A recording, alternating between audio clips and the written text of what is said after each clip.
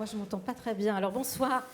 Merci à toutes et à tous de votre présence ce soir. Merci à Margot Chancerelle, qui doit être là, que je ne vois pas, qui est la directrice générale adjointe de ce théâtre, et à son équipe de nous recevoir ici ce soir dans le décor de Bérénice, mise en scène par Guy Cassir. Nous profitons de ce jour de relâche, de ce lundi de relâche pour occuper l'espace. Alors, comme tous les lundis au Vieux-Caux, pour celles et ceux qui connaissent l'exercice, cette discussion, qui est aussi une lecture, est filmée et la captation sera diffusée sur le site de la Comédie Française, sur le média YouTube, dès le jeudi 12 juin. Éric Ruff, alors, vous êtes mon invité, mais je vous fais la blague à chaque fois, je suis un peu votre invité en réalité, puisque vous êtes ici chez vous, vous êtes l'administrateur général de la Comédie Française, dont le Théâtre du Vieux-Colombier est l'une des 3 scènes, avec la salle Richelieu, la scène historique, et le studio théâtre. Bonsoir. Bonsoir Béline, bonsoir à toutes et à tous.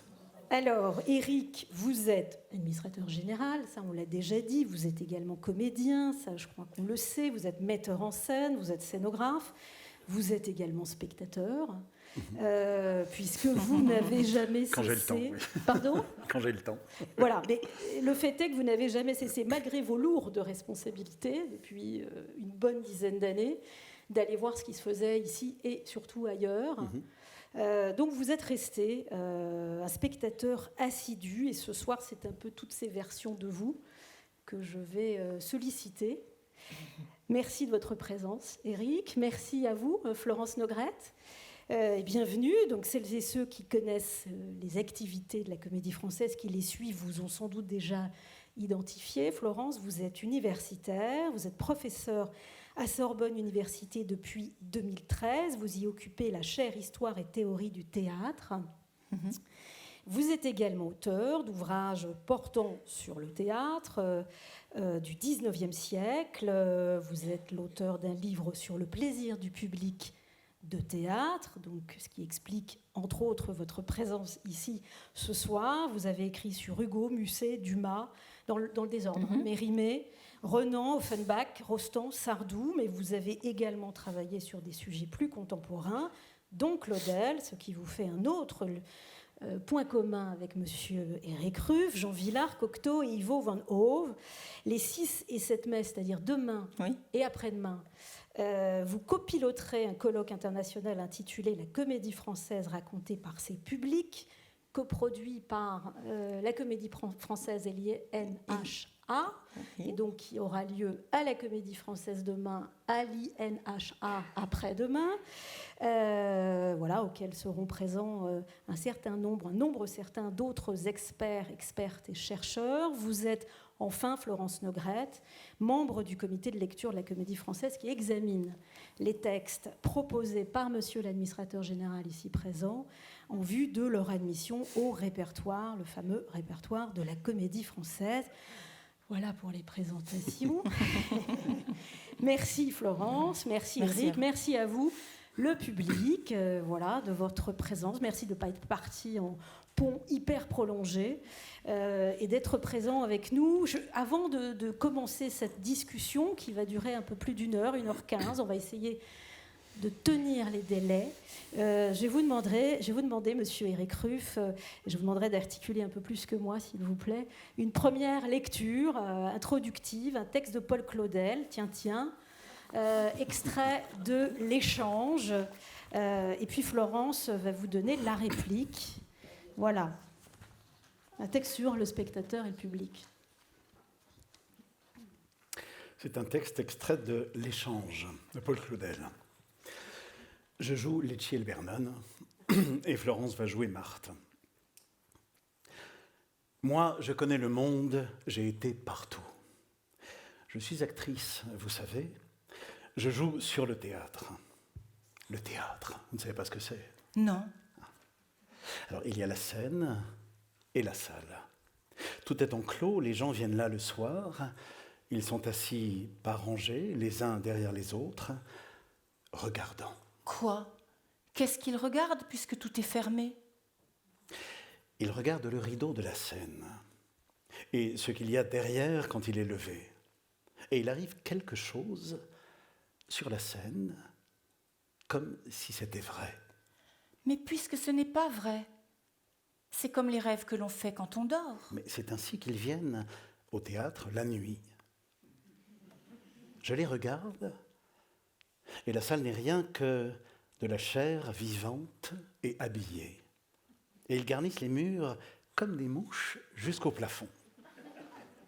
Et je vois ces centaines de visages blancs.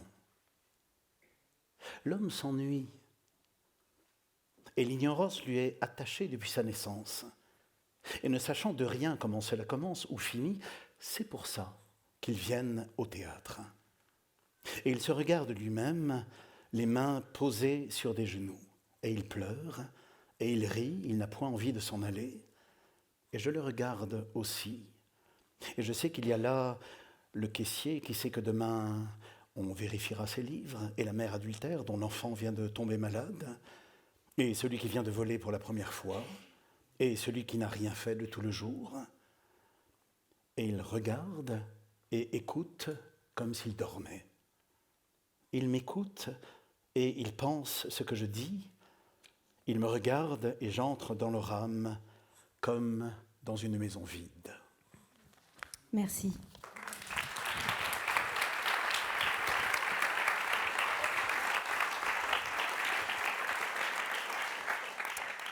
Alors, place au public, tel est le titre, je crois, de notre rencontre. Vaste sujet. Pour commencer, après cette introduction claudelienne, je voudrais vous demander à l'une et à l'autre votre définition à vous, votre définition subjective, nourrie de vos expériences personnelles, du mot public ou du mot spectateur. Qu'est-ce que, Florence, peut-être, qu'est-ce que c'est que d'être spectateur? Déjà, c'est pas être là. C'est pas être là, c'est être là. Et le spectateur, c'est celui à qui l'annoncier dit de ne pas tousser. Donc, je pense que si je tousse, ça sera. Alors, Florence risque de tousser. Voilà. Non, je pense qu'il y a peut-être 3 définitions possibles du public, selon qu'on le considère d'un point de vue dramaturgique, c'est-à-dire qu'il est déjà inclus dans la pièce, d'une certaine manière. Et ça, c'est la fréquentation du public que j'ai quand je suis professeur de lettres, parce qu'au départ, c'est mon métier. Et quand j'explique des textes de théâtre avec mes étudiants, souvent, j'essaye de mettre l'accent sur la présence du public dans le texte, là où il n'est pas forcément évident, on ne le voit pas à première vue, parce qu'à première vue, on voit des personnages qui dialoguent entre eux, et on ne voit pas que nous, spectateurs, nous sommes prévus par le texte. Alors, soit on est prévu parce que très directement, un personnage s'adresse à nous, tel l'annoncier au début du Soulier de satin, qui s'adresse au public, qui lui demande de ne pas tousser, qui lui fait observer ce qu'il voit sur la scène, le mât, le père jésuite attaché au mât.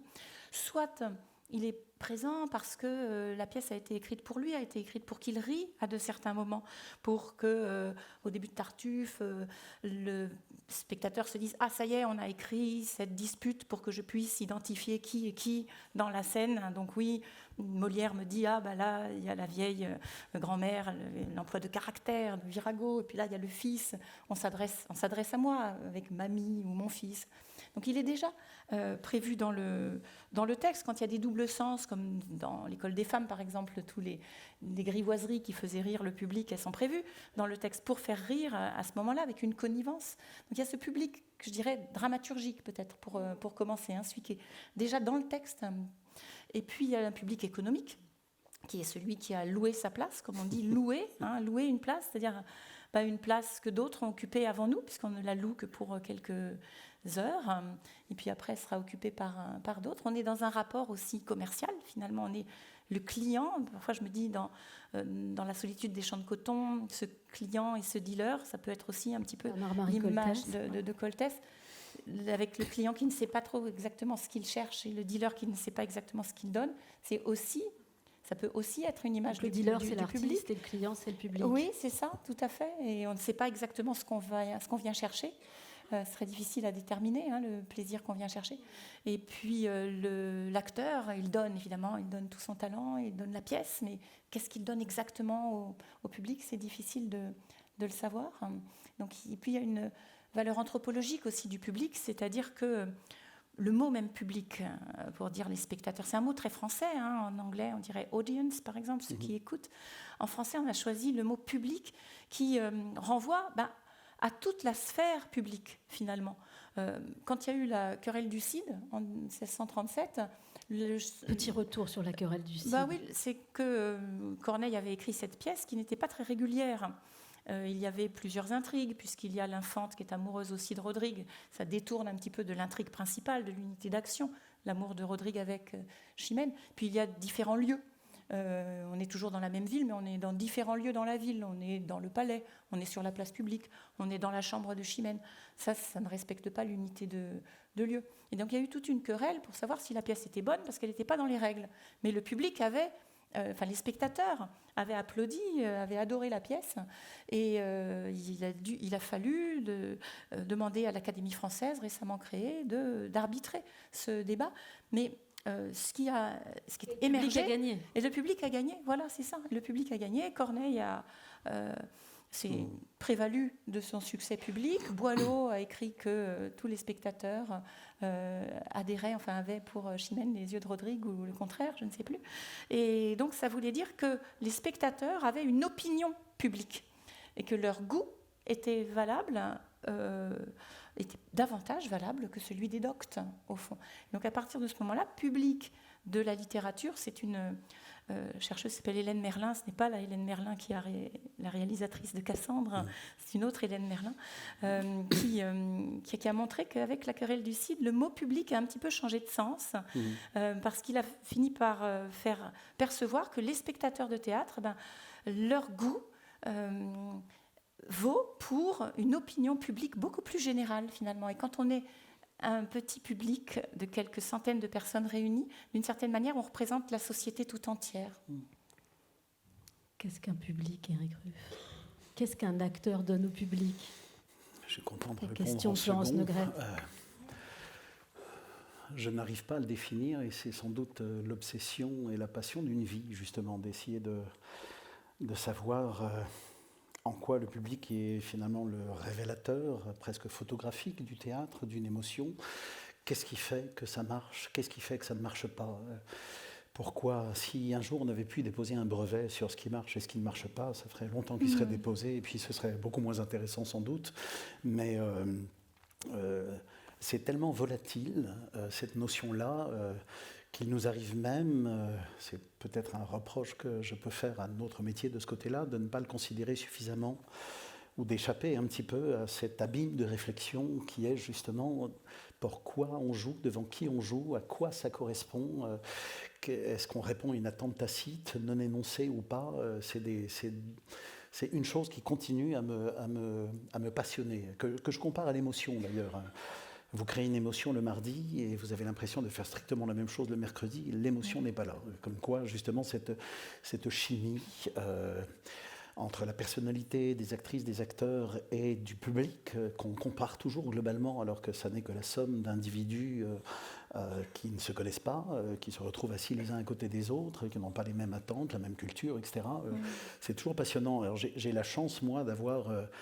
des notions de public, ou alors le sentiment d'un public très différent, dans le sens où lorsque je suis acteur, je suis en face de vous et je ressens le public, quelquefois douloureusement et quelquefois dans un sentiment d'épiphanie, mais de temps en temps, oui, il nous arrive sur un plateau de ne pas être entendu, donc presque de devoir forcer la voix, de se demander si notre voix passe, et on s'aperçoit que non, elle ne passe pas, et que ce n'est pas une question de volume.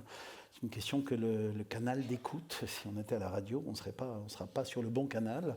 Et puis d'autres fois, on ne sait pas pourquoi, on a l'impression, et ce n'est pas une impression, c'est une réalité qui n'a rien à voir avec l'acoustique, justement, qui contredit les lois de l'acoustique. De temps en temps, on peut se dire, même à Richelieu, les salles à l'italienne sans micro ne sont pas des salles faciles, parce qu'il faut être entendu de tout le monde. Quelquefois, on sait que la concentration est telle qu'on pourrait chuchoter et que tout est entendu. Qu'est-ce qui crée les conditions de cette entente ? C'est une chose absolument passionnante. Et ça, quand on est acteur, on le ressent. Je peux vous dire que votre silence, on arrive à faire la part entre celui qui est poli et navré, mais nous en sommes responsables la plupart du temps, et on fait la différence avec un silence qui est absolument actif, où on a l'impression de pouvoir creuser. J'ai toujours ce sentiment-là que le silence est tel qu'on peut continuer à creuser ce silence-là le plus possible, parce que nous sommes comme tous et toutes autour d'une crèche et penchés dessus, et qu'on est tous d'accord pour observer ce qui est en train de se passer ou ce qui nous définit. Il y a presque un rapport physique pour le coup. Lorsque je suis metteur en scène, c'est très différent. Je vérifie des choses, j'ai présupposé pendant des mois et des mois des choses avec les actrices et les acteurs en salle de répétition, et vous n'êtes pas là pendant très longtemps. Alors, très souvent, on est très très étonné que les gens rient, parce que nous, on a ri à la première lecture, puis ensuite on est rentré dans une grande difficulté de construction des choses, et on oublie que le texte est drôle, on n'est plus objectif là-dessus. Et là, je suis dans un sentiment d'ailleurs presque plus douloureux, parce qu'on a l'impression que lorsqu'on n'est pas entendu sur un plateau, on a les moyens de trouver les conditions de récupérer le public. Lorsque vous êtes dans la salle et que vous êtes metteur en scène, c'est très douloureux, parce qu'on a l'impression que les gens qui toussent à côté ou qui fouillent quelque chose, qui dorment avec bonheur, seraient l'entièreté du public. Donc on est dans une angoisse telle que je ne dirai pas son nom, mais c'est une anecdote qui est vraie. Il y a un administrateur qui s'est fait virer d'un public par une dame qui lui a dit « Si vous n'aimez pas ce spectacle, monsieur, sortez ». Ne sachant pas qu'il était le metteur en scène.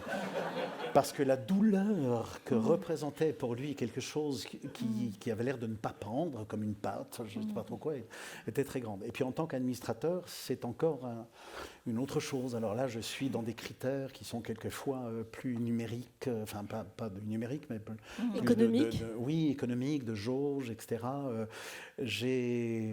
En même temps, je reçois, quand on est acteur, on reçoit un peu de courrier, mais finalement assez peu, parce que les gens, je crois, ne savent pas exactement où écrire. Alors, des fois, ça passe par les agents, etc. C'est plus difficile. Là, vous m'écrivez Place Colette, ça m'arrive. Donc, je reçois pas mal de courriers. C'est un testeur, finalement, assez objectif. Il y a autre chose que je fais. Alors, vous connaissez sans doute bien la salle Richelieu. Lorsque vous descendez l'escalier d'honneur, il y a une vitre en face qui est sans teint, sauf si on allume derrière, pour ne pas se faire piéger. Donc je peux de temps en temps, ça m'arrive lorsque je travaille le soir, ou par hasard, parce que je sors de mon bureau pour rentrer chez moi, je regarde le public sortir et se rejoindre par l'escalier d'honneur, qui est la sortie la plus, la plus officielle et la plus nombreuse. Et oui, je vois très bien à quel point cette soirée était réussie ou non. Ça se lit sur vos visages. Alors, quelquefois, c'est les spectacles qui sont réussis, où l'ensemble des visages après ce spectacle sont réjouis, ou alors, au contraire, puis des gens s'attardent. Ça, c'est toujours très bon signe. Les gens s'attardent, prennent des photos, se prennent en photo dans l'escalier d'honneur, etc. Ça reste longtemps, et puis d'autres fois, ça part en disant « Il me reste encore de quoi sauver cette soirée, je vais y aller plus rapidement ». Donc ce sont d'autres choses. Et là, il y a encore un autre public que je ne connaissais pas, pour le coup, et que nous avons découvert, on peut dire grâce à la Covid. Pour une fois qu'on peut dire grâce à la Covid, il faut le dire. La Covid, oui, nous a fait tomber dans un bain numérique dans lequel nous étions assez rétifs à plonger. Et puis là, pour le coup, oui, alors les critères sont le nombre de personnes qui ont pu m'arrêter en disant « Merci, vous m'avez sauvé mon Covid ». Parce que je rappelle que pendant le Covid, enfin la Covid, oui. La Comédie Française a créé une web télé animée toute la journée, tous les soirs, et proposé de 16h, un programme linéaire linéaire avec des speakerines et des speakerins, des lectures, des jeux, des rébus. Avec ce drôle de paradoxe qui n'est pas simple, une équation qui n'est pas simple à résoudre, mais les salles étant fermées, nous n'avons jamais eu autant d'audience qu'à ce moment-là. C'est un paradoxe sur lequel je suis assez inconfortable. Je n'aime pas beaucoup cette chose-là, mais de même que comme j'ai comme j'ai demandé aux actrices ou aux acteurs de parler de nos métiers, étant donné qu'on ne pouvait pas construire ensemble des choses, finalement, la troupe n'a jamais été aussi proche de son public que dans ce phénomène d'éloignement obligatoire. Autre paradoxe. Mais en tout cas, je suis, moi, absolument persuadé, mais ça n'est pas le cas de l'ensemble de la troupe, persuadé que ce public-là est extrêmement important. Parler du public numérique. Et public numérique, c'est-à-dire il y a aussi un public numérique qui vient en présence à la Comédie Française, mais il y a aussi un grand public qui ne vient pas pour plein de raisons, d'éloignement, de santé, voilà, plein de choses. Et ce public-là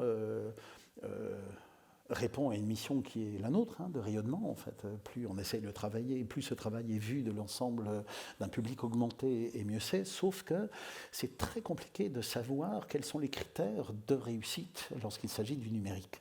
Alors, il y a le taux d'engagement et le nombre de vues, ça fait partie des critères. Oui, mais alors le nombre de vues, à quoi ça correspond, et le quoi, d'engagement, taux d'engagement. Le taux d'engagement, c'est vrai.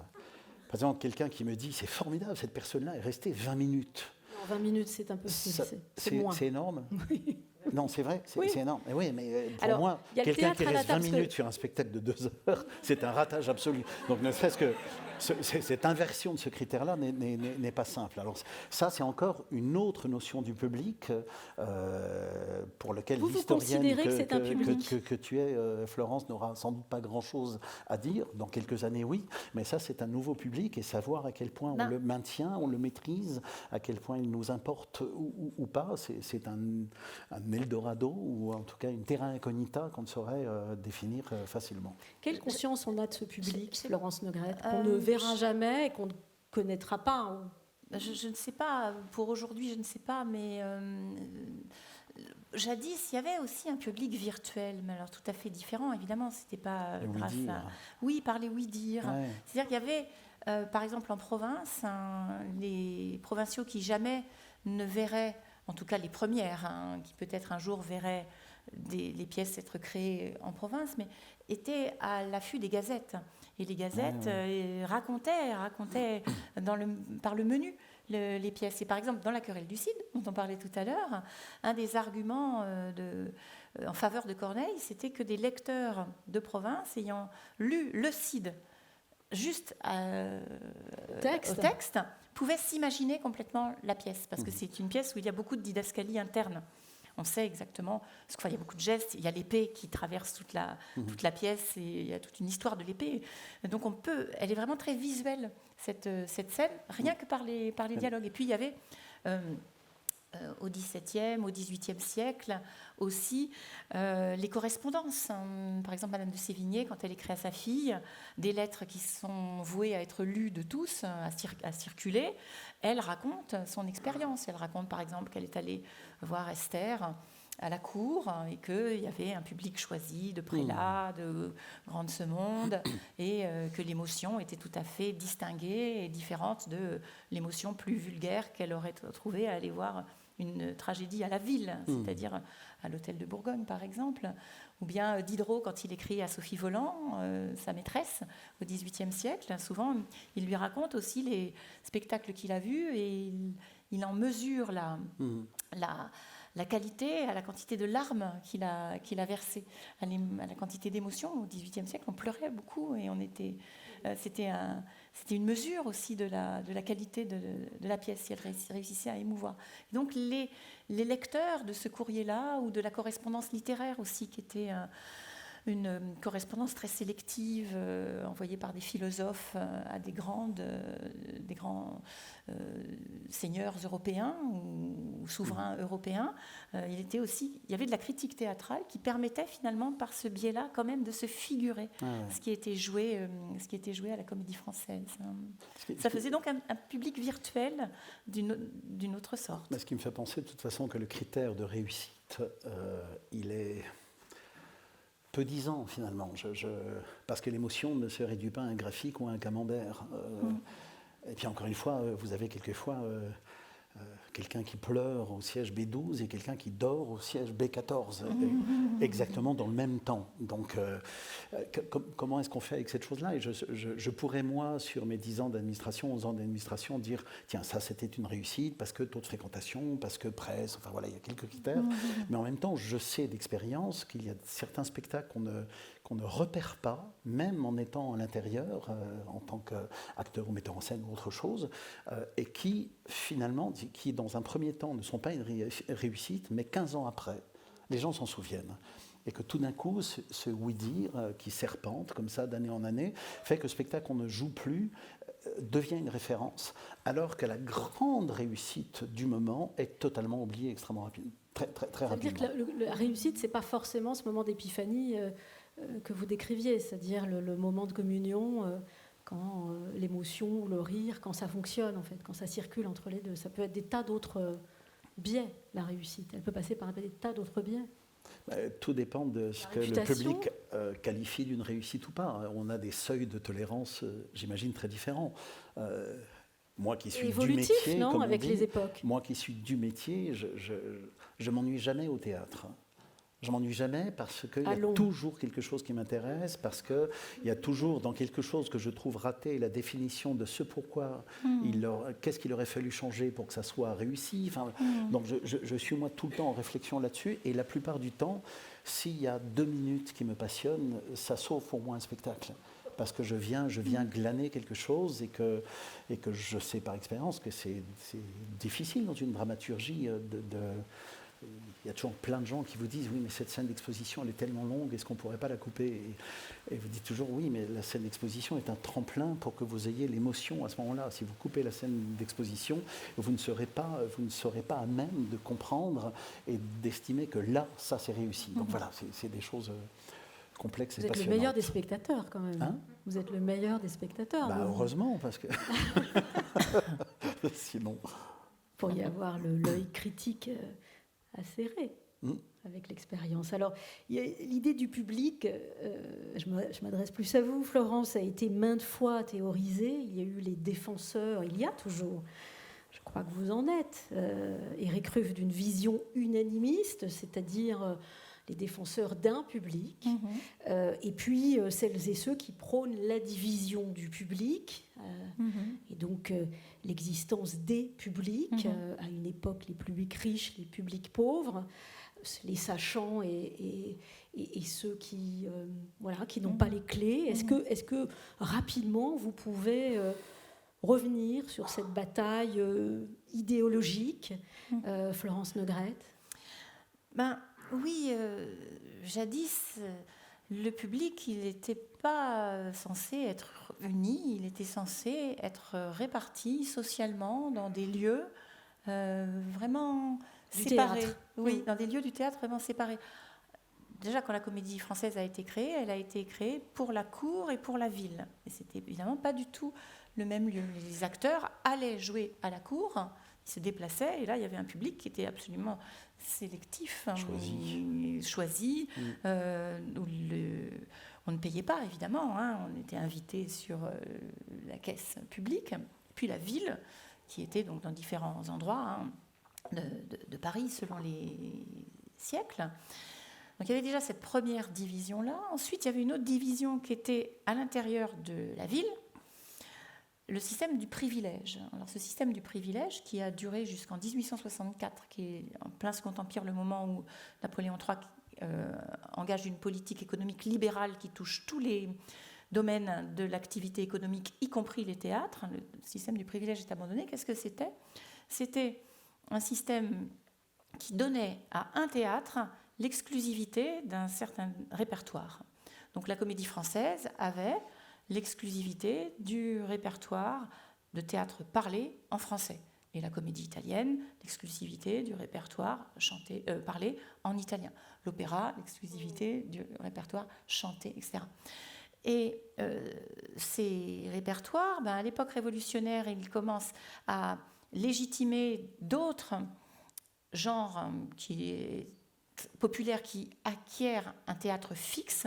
c'est le mélodrame, c'est le vaudeville, avec des théâtres qui s'appellent par exemple le théâtre du vaudeville, donc où le théâtre porte le nom du répertoire qu'il joue, de même que l'opéra porte le nom du répertoire qu'il joue. Et les publics étaient censés être plus populaires du côté des théâtres de mélodrame ou de vaudeville, et puis plus cultivés du côté des théâtres nationaux, enfin des théâtres publics, comme l'était la Comédie Française, l'Odéon, l'opéra comique. Et les places n'avaient pas le même prix. Dans les théâtres, au XIXe siècle, où il y avait beaucoup de théâtres à Paris qui avaient une très très grande offre de théâtre, par exemple le théâtre de la Porte Saint-Martin, le théâtre des Variétés, le théâtre de la Gaîté, les places étaient moins chères qu'à la Comédie Française et on jouait des genres qui littérairement étaient des genres inférieurs. Quand on les lit aujourd'hui, on voit bien, même si ce sont des pièces très très intéressantes, que littérairement elles n'ont pas la qualité qui est attendue de celle du répertoire de la Comédie Française. La qualité était réservée aux privilégiés. Et précisément, les romantiques, c'est une des raisons pour lesquelles il y a eu des batailles à l'époque romantique, qui jouent sur les deux scènes. Et Hugo, par exemple, il joue à la Comédie Française Le Roi s'amuse, Les Burgraves, Angelo Tirone-Padoue, Hernani, pour commencer. Et puis il joue à la Porte Saint-Martin, Lucrèce Borgia, Marie Tudor, qui sont, elles, des pièces en prose. Donc on voit bien la répartition, plutôt les pièces en vers à la Comédie Française, parce qu'elles sont plus élevées, plutôt les pièces en prose qui ressemblent à des mélodrames, parce que Lucrèce Borgia, que tu as joué, Eric, et Marie Tudor, ce sont des pièces très mélodramatiques dans leur écriture. Et on voit bien comment Hugo lui-même écrit de manière un petit peu différente. Selon qu'il écrit Hernani, qui est une tragédie, en 5 actes et en vers pour la Comédie Française, ou selon qu'il écrit Lucrèce Borgia, qui est un mélodrame, en quelque sorte, un sublime mélodrame, mais un mélodrame pour la Porte Saint-Martin. Alors, à quel moment ces publics-là se rejoignent? Alors, ces publics se rejoignent dans une quand forme il plus y a... démocratique. Alors, grâce aux romantiques, ça commence un petit peu à ce moment-là, oui, qui essayent notamment pendant la Seconde République d'obtenir la création d'un deuxième théâtre national, une sorte de deuxième comédie française, qui serait pour le peuple. Et ça ne marche pas, mais Hugo fait partie de ceux qui militent pour cette création d'un deuxième théâtre national pour le peuple. National, c'est-à-dire subventionné avec des moyens, avec des beaux décors, avec un orchestre, avec des très bons acteurs, pour le peuple qui le mérite aussi. Et c'est l'ancêtre du TNP, en fait. Il y aura tout des jalons entre les romantiques, en passant par Romain Rolland, Copeau, Gémier, jusqu'à Villars, qui réussit, Gémier d'abord, et puis Villars ensuite a créé un théâtre national populaire, c'est-à-dire où on joue les plus belles pièces pour tout le monde, potentiellement pour tout le monde. Alors évidemment, Villars, on lui a reproché d'être un petit peu idéaliste et de croire que dans son théâtre national populaire, tout le monde allait venir, y compris l'ouvrier ou le petit artisan. Mais mais mes grands-parents, qui n'étaient pas des gens... Sont allés au TNP. Sont allés au TNP, oui, ils ont pu y aller, effectivement. Et simplement, cet idéal, il est parfois considéré comme un petit peu utopique, et il y a des résistances à cet idéal. Et les résistances, elles sont des deux côtés. En gros, il y a des résistances de droite et des résistances de gauche. Il y a les résistances réactionnaires à cet idéal. Et par exemple, on est plutôt du côté de la division. Côté de la division. Par exemple, il y a un grand critique au début du XIXe siècle qui s'appelait Geffroy, qui le bien nommé,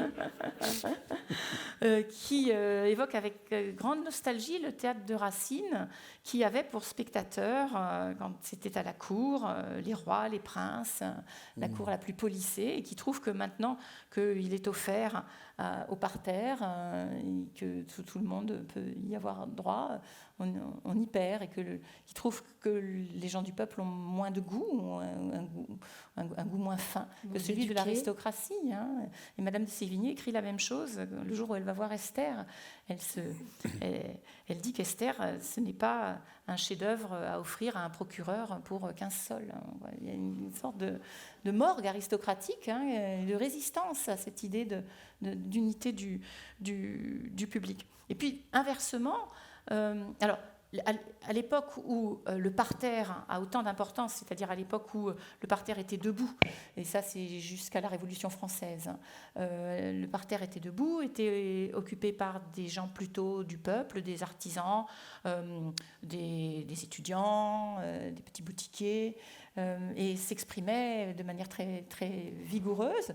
Eh bien, il arrivait que certains critiques soient un petit peu déçus que les bourgeois qui le constituaient auparavant, et qui, en s'enrichissant, ont pu s'acheter des loges, ont pu louer des loges et déserter le parterre, et que le parterre soit finalement maintenant réservé à des gens de basse extraction qui ont moins de goût que la bourgeoisie qui en avait davantage, qui occupait le parterre jadis et qui ne donne plus son avis maintenant parce que dans les loges, on adopte une attitude plus réservée. Je vais poser à Éric Ruffe la question de savoir si c'est ce qu'on entend là, c'est-à-dire ce qui se passait jadis, pour reprendre votre expression, c'est quelque chose qui résonne encore aujourd'hui. Oui, alors je me suis toujours amusé à cette inversion. On est de basse extraction, on est au parterre, et puis on grimpe l'échelle sociale en ayant plus d'argent et en louant des loges, etc. Et d'ailleurs, comme la configuration n'a pas changé, mais le sens a changé, les places maintenant les plus chères sont au parterre, et qui finalement, d'une certaine manière, ne sont pas les meilleures, parce que le scénographe que je suis regrette toujours lorsqu'il travaille les sols, sachant que les gens du parterre n'ont pas la vision du sol. Et que de temps en temps, ce que vous faites simplement de géographie même du jeu est beaucoup plus belle à voir depuis les balcons, parce que vous le regardez alors que vous êtes en aveugle par rapport au sol. L'idée d'un entre-soi a duré très longtemps. C'est Jean-Pierre Vincent qui a ôté ce qu'on appelait les soirées habillées, les soirées de gala, qui étaient tous les mercredis, je crois, ou je ne sais plus exactement. Vous étiez administrateur général. Donc. Les mardis. Les mardis. Voilà. Où on ne rentrait pas sans être habillé, pour le coup, en costume plus que de ville. Voilà, et que cette chose-là s'est arrêtée. On a quitté un entre-soi social où finalement le spectacle était un prétexte à cette rencontre-là. Ça peut être représenté de temps en temps par des galas de mécènes ou qui servent très concrètement aussi à ce que les mécènes qui ont des entreprises différentes puissent se rencontrer les uns les autres et parler de sujets qu'ils maîtrisent, qui les intéressent, etc. Dans un entre-soi. Et c'est toujours le spectacle étant prétexte à cet avant-propos et à cet arrière-propos ensuite. Le théâtre a pris sa part la plus grande, je vais dire enfin, parce que je dis enfin parce que c'est mon travail à moi, où effectivement l'intérêt maintenant de la soirée n'est que ce qui se passe sur le spectacle. Et dans ce sens-là, effectivement, le mélange des publics est une chose qui m'importe d'un point de vue humaniste, mais qui m'apporte aussi... la diversité d'une salle est une chose extraordinaire pour un acteur, parce que l'ensemble des intelligences, il n'y a pas que... c'est toujours un frein, on dit toujours les gens qui se disent « Ouh là là, je ne vais pas comprendre », qui est toujours un frein. La plupart du temps, le théâtre n'est pas là pour comprendre. Alors, je vais citer Claudel, cette phrase absolument magnifique qu'on peut mettre dans beaucoup de domaines. C'est la célèbre réplique d'Isée à Mézard, il ne faut pas comprendre, mon pauvre monsieur, il faut perdre connaissance. Et pas dans les bras du médecin de service. Il faut perdre la connaissance qu'on a ou l'envie de comprendre pour accéder à un domaine qui est au-delà de cette première compréhension, parce que le théâtre, dans son hic et nunc, dans son ici et maintenant, procède d'une chimie physique que j'essayais de décrire tout à l'heure, qui est une des choses pour moi les plus importantes. C'est toujours compliqué de définir ce pourquoi nous venons au théâtre. Moi, je pense toujours c'est en tout cas ce que je pourrais mettre en avant. D'une manière inconsciente, les gens viennent se réunir. Pas forcément pour voir le spectacle dont on parle, parce que ça, on pourrait le voir différemment, mais on se réunit, on ne choisit pas les gens à côté desquels nous sommes, on éteint son téléphone portable, on accepte, mais pas pour les lundis du Vieux Colo, évidemment, on accepte On accepte l'ennui possible, il y a un pari à faire là-dessus. On ne peut pas sortir, on ne peut pas zapper. Voilà, il y a cette chose-là. Et moi, je pense toujours qu'on vient se sentir. Finalement, ce qui est donné en face, c'est une matière de réflexion au sens intellectuel, mais aussi au sens du miroir. On vient se mirer les uns les autres dans une propre réflexion qui est organisée d'un côté du plateau et qui est ressentie dans la salle. Et le fait de savoir que la personne à côté, on ne l'a pas choisie, on ne connaît pas sa culture, on voit à peu près son âge, fait que l'émotion ou le rire d'un jeune homme de 14 ans qui est assis à côté d'une dame de 90 ans peut être totalement le même, et c'est absolument réjouissant, et peut ne pas être le même du tout, et c'est absolument passionnant de sentir ces choses-là.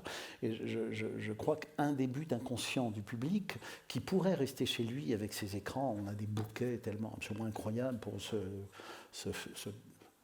s'informer ou se désinformer comme on le veut. Le fait de se sentir les uns les autres, d'être dans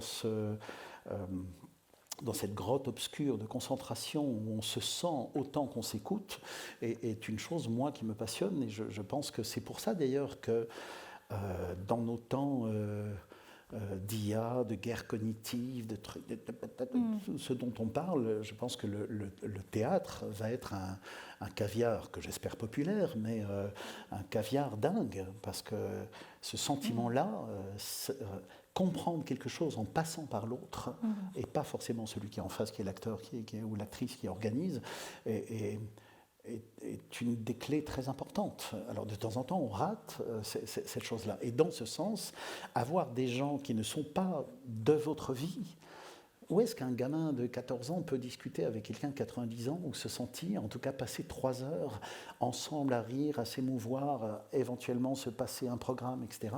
Mis à part dans les familles. Mais sinon, dans la rue, ça ne se passe pas. Enfin voilà, on n'est plus du tout dans ce genre de contact. Dans une salle, ça se fait encore.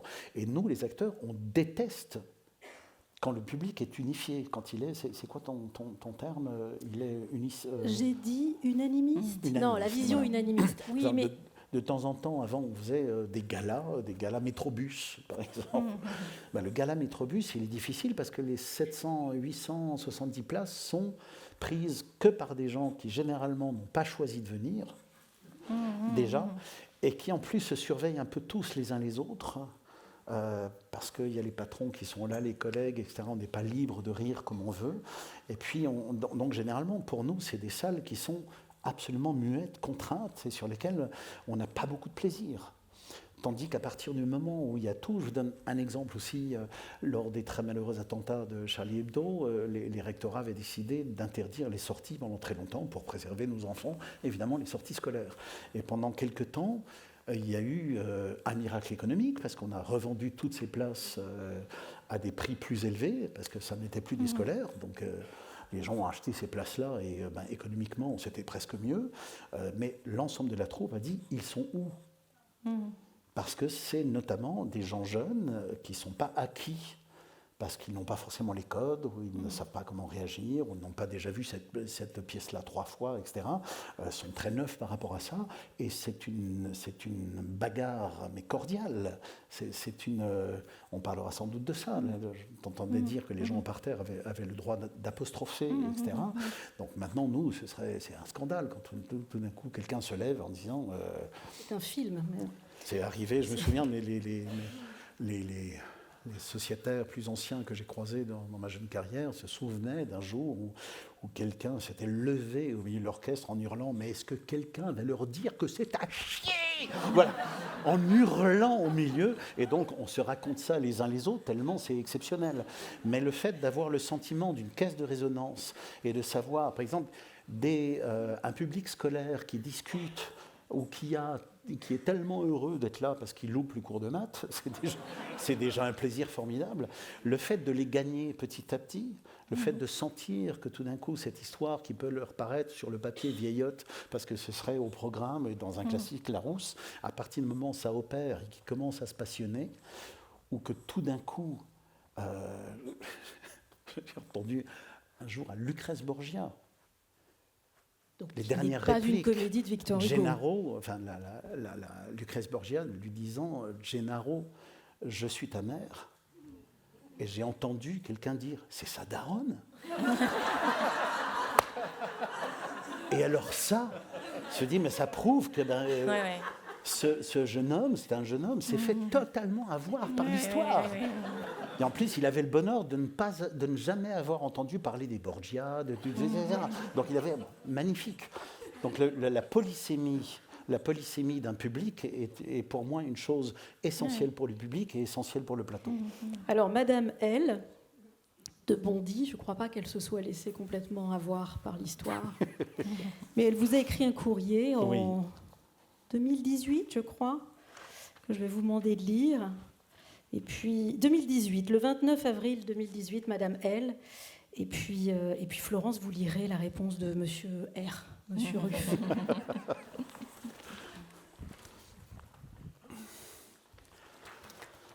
Ah, monsieur l'administrateur, Comédie Française, salle Richelieu, place Colette.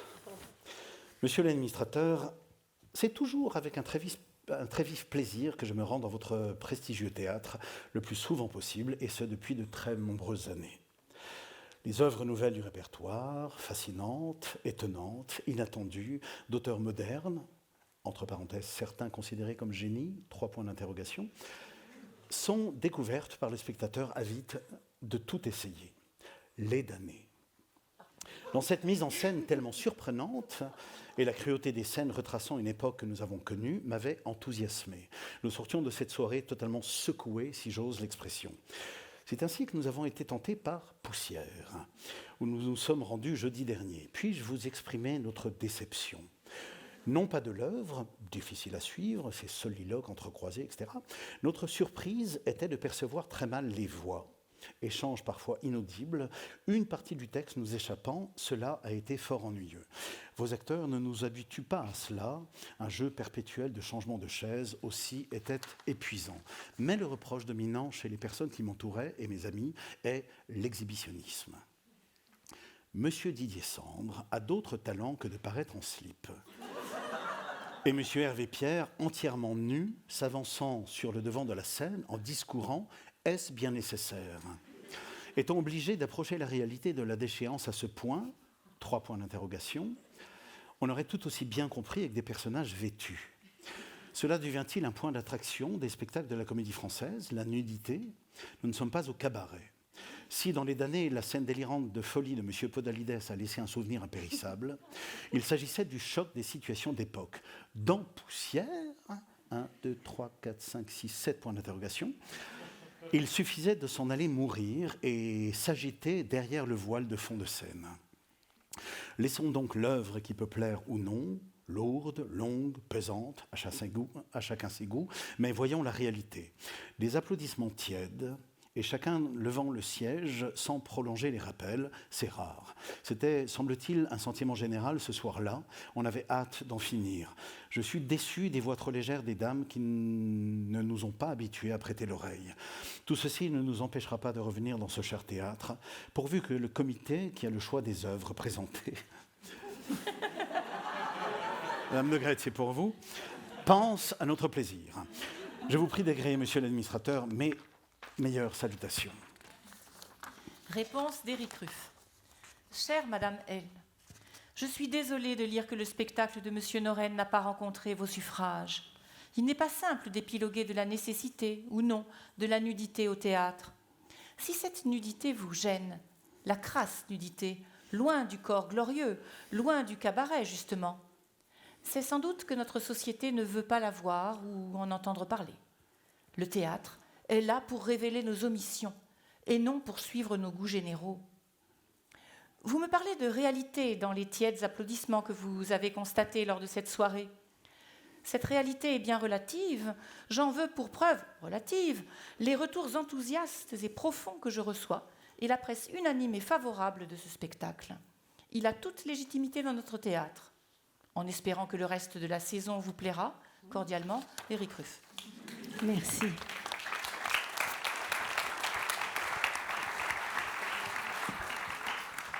Alors, c'est eu un échange parmi des centaines d'autres, puisque depuis 11 ans, vous répondez à tous les courriers, je crois. Voilà, un exercice nocturne. Non, j'en reçois pas tant. J'en reçois pas tant que ça. Et il est évidemment très intéressant. Hein. Je ne pense pas que les critères de réussite qui sont ceux du ministère de la Culture, évidemment dans ce qu'il demande de moins de 28 ans, combien, etc. Voilà, c'est évidemment une source d'information dont ils ont besoin et qui est nécessaire. Mais l'écrit, alors les gens écrivent plus lorsqu'ils sont en colère que lorsqu'ils sont heureux et ravis, encore qu'il y a aussi beaucoup de gens qui prennent la plume pour écrire, mais j'ai répondu à tout parce que c'est une manière de dialoguer qui, je trouve, est très intéressante. Et surtout, j'ai essayé, quand je dis j'ai répondu à tout, il y a certains coups, de temps en temps, quand je reçois une lettre de 25 pages, c'est compliqué de répondre à hauteur de cette chose-là. Puis j'ai dû avoir des oublis, mais je me suis donné comme mission de répondre parce que c'est du sentiment, le théâtre. Donc la colère des uns, l'enthousiasme des autres, les interrogations sont une manne d'informations que je trouve très utile. Et puis surtout, que je sais que la Comédie Française peut paraître éloignée, l'épaisseur des murs, le côté ministériel, où alors on peut se tromper entre le Conseil Consti, le Conseil d'État, le ministère de la Culture et la Comédie Française, fait qu'on a l'impression que c'est un théâtre un peu dominant, ou alors qui ne répondrait pas. Et quelquefois, je lis dans la violence des courriers le fait que les gens supposent qu'ils ne seront jamais lus par la personne à qui on s'adresse, parce que les couches administratives, comme lorsque vous écrivez aux impôts pour dire « il y en a trop », on n'est pas sûr que ça arrive jusqu'au ministre des Finances, de Bercy. Donc je me suis toujours contraint à répondre à la main pour que justement les gens aient le sentiment que si ils sont entendus, quelle que soit leur demande, et surtout pas une lettre type avec la main bien à vous, etc. Il m'est même arrivé d'ailleurs de répondre à la main à des courriels. Donc on scannait ma réponse pour être sûr que la personne se dise « Ok, j'ai touché la personne à qui je m'adresse, elle me répond » et on ne les a pas là parce que dans les centaines de courriers, mais il m'est arrivé d'avoir des échanges qui sont devenus extrêmement intéressants alors qu'ils sont partis d'une chose extrêmement violente. Oui, parce que quand je reçois une lettre extrêmement violente que je trouve trop violente ou trop injuste ou trop dénigrante, je m'amuse, je suis acteur, je sais faire ça, je m'amuse à répondre exactement de la même manière. En disant, vous voulez monter au filet, je sais monter au filet aussi. Et puis je reçois une lettre derrière en disant « Cher Monsieur Ruff, je suis très étonné que vous ayez pris la peine de me répondre et que ce courrier vous ait trouvé. Alors peut-être que la forme a un peu dépassé ma pensée. Ce à quoi je réponds moi-même, évidemment, je concède que moi aussi, peut-être dans l'énervement de la première lecture. Et de temps en temps, il y a quelques courriers. Et c'est très efficace parce qu'au bout d'un moment, on arrive à parler d'où est le nœud d'une chose qui finalement est très intéressante, dramaturgiquement, esthétiquement, sur qu'est-ce que c'est le théâtre, à quoi il sert, ou pourquoi il choque, pourquoi il ne choque pas, etc. Et donc c'est une chose qui m'a donné beaucoup d'informations, outre le fait que je suis à la Comédie Française et je sais qu'elle existait avant moi, et que je sais qu'il y a une bibliothèque musée à la Comédie Française, et des chercheurs qui vont sans doute... J'ai eu un échange de courrier avec... Ils vont consulter vos échanges. Avec Jean-François Sivadier, voilà, que j'admire beaucoup et qui n'est pas un ami, mais que je connais très bien, on est pratiquement de la même génération. Et lorsque je suis arrivé à la tête de cette maison, je voulais absolument que Jean-François puisse venir faire une mise en scène à la Comédie Française. Et puis finalement, il n'est jamais venu. Il a été jusqu'au Nemours. Quand on pêche la carpe, la carpe est repartie de la barque, je n'ai pas réussi à la choper, pour plein de raisons. Mais on s'est écrit, et je lui ai écrit, je crois, pendant 7-8 ans. Et à la fin, je lui disais, cher Jean-François, avec le printemps vient la proposition de l'administrateur. Je sais ce que tu vas me répondre, mais ce sont pour les chercheurs dans 50 ans. Ils s'amuseront à lire une correspondance entre un administrateur énamouré et un metteur en scène rétif. Donc je sais que tout ça est enregistré et que ça laisse évidemment une trace intéressante, notamment de ce dont on parle. C'est-à-dire quels sont les rapports entre une institution, quelqu'un qui la dirige, et le public, Tout à l'heure, j'y repensais en t'entendant parler, Florence, mais il y a une notion intéressante quand même, qu'il y a souvent un prix du jury et un prix du public. On peut s'interroger sur cette chose-là, comme si le public emportait en lui ou une vérité absolument essentielle, ou une vérité qui serait considérée par les gens du métier étant un petit peu paresseuse ou je ne sais pas trop quoi, donc on va te donner le prix du public, c'est super. Mais toi, tu as le prix du jury. Voilà, comme si c'était autre chose. Mais c'est marrant qu'il y ait ce distinguo entre les deux. On pourrait dire le prix, voilà, vous avez le prix qui emporte tous les suffrages et des professionnels et de ceux qui regardent le travail des professionnels. Ce distinguo est assez intéressant, comme s'il y avait une sorte de filtre dans lequel je suis ravi qu'on puisse creuser justement cette notion de public. Je me suis déjà, moi, étonné avec certains de mes collègues, de voir ou des gens aussi de la tutelle, à quel point le public n'était qu'une sorte de critère, ou alors on en parle tellement qu'en fait on n'en parle jamais. Voilà, et que à qui on s'adresse, on ne le sait pas, mais quelle est... il y a toujours des choses qui m'ont fasciné aussi de savoir, et ça, on a beau avoir du pif ou ne pas avoir du pif, c'est trop compliqué à instruire, mais de temps en temps, le spectacle marche pas parce qu'il a une qualité, parce qu'il arrive au bon moment. Parce que le spectacle, tout d'un coup, correspond à une attente tacite, non énoncée du public. J'ai pu voir ça, La Vie de Galilée, par exemple, que j'ai eu la chance de monter au Français. On l'a créé juste avant la Covid.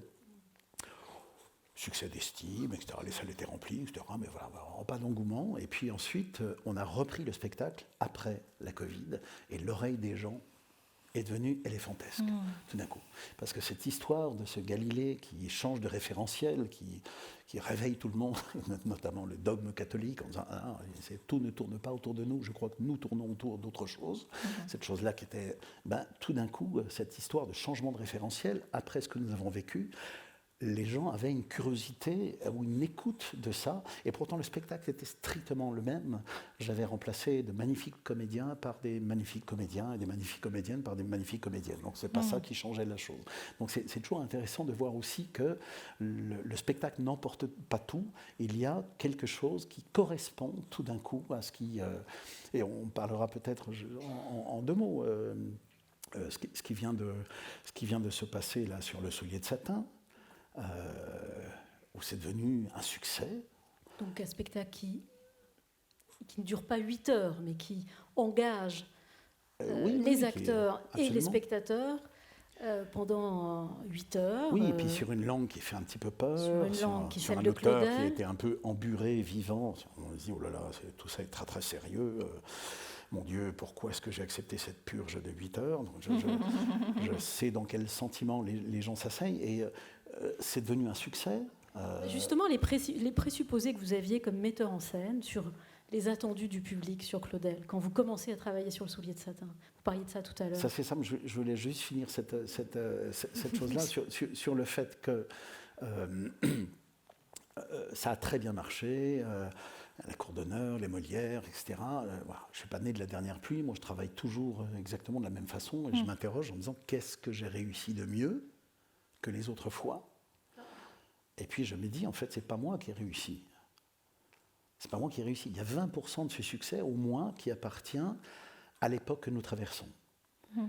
C'est-à-dire que dans ces temps actuels où on a l'impression que nos politiques, c'est impossible pour qu'ils s'entendent, dans ce temps de guerre, de menaces de guerre dans tous les sens, on a l'impression que les clowns ont quitté les plateaux pour diriger les pays maintenant. Enfin voilà, tout ça est très angoissant.